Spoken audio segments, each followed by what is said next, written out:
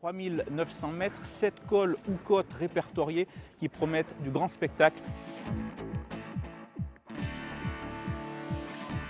Le tracé du Tour de France 2026 a été présenté ce jeudi à Paris, une 113e édition qui va mettre à l'honneur le Massif central avec 4 journées entre la Corrèze, le Cantal et l'Allier. Cette séquence de 4 jours qui débutera le dimanche 12 juillet en Corrèze, étape 100% corrézienne entre Malmort et Ussel, une étape taillée pour les baroudeurs comme l'a annoncé Christian Prudhomme, le directeur du Tour, ce jeudi au moment de la présentation.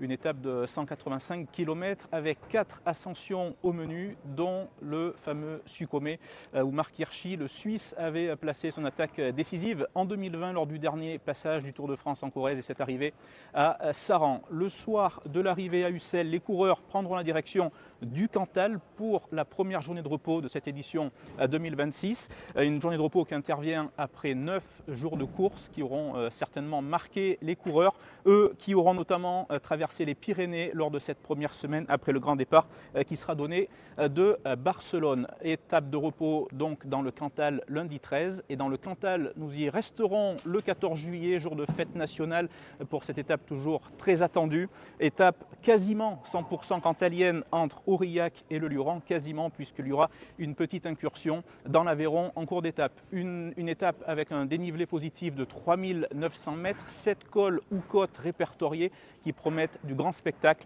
jusqu'à la station cantalienne du Luran où, tout le monde s'en souvient, en 2024, Jonas Vingegaard et Tadej Pogačar s'étaient livrés une bataille épique avec cette victoire d'une demi-roue du Danois devant le Slovène. Le Slovène prendra-t-il sa revanche en juillet prochain ou est-ce qu'un Français brillera sur les routes cantaliennes comme Richard Virenque l'avait fait en 2004?